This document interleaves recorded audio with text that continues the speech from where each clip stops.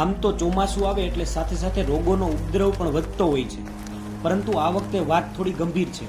અત્યારે ગુજરાતમાં ચાંદીપુરા નામનો વાયરસ ઘણા બાળકો માટે જીવલેણ સાબિત થઈ રહ્યો છે.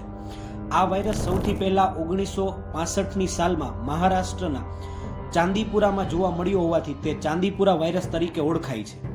ગંભીર વાત એ છે કે આ વાયરસને કારણે મૃત્યુ થવાની સંભાવના વધારે છે, કારણ કે હજુ સુધી આ વાયરસની કોઈ ચોક્કસ સારવાર કે રસી શોધાઈ નથી.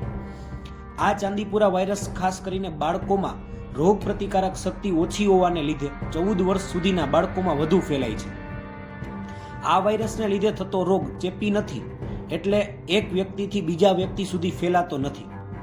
ચાંદીપુરા વાયરસ ફેલાવા માટેનું કારણ સેન્ડફ્લાય માખી અને ક્યારેક ડેન્ગ્યુ ફેલાવતા મચ્છરો પણ છે.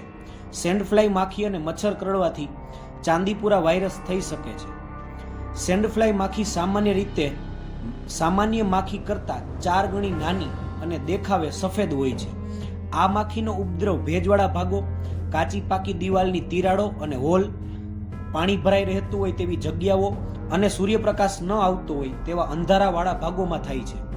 સેન્ડફ્લાય માખી દ્વારા ફેલાતા વાયરસને કારણે ચાંદીપુરમ તાવ અને કાલા આજાર જેવા રોગ થાય છે.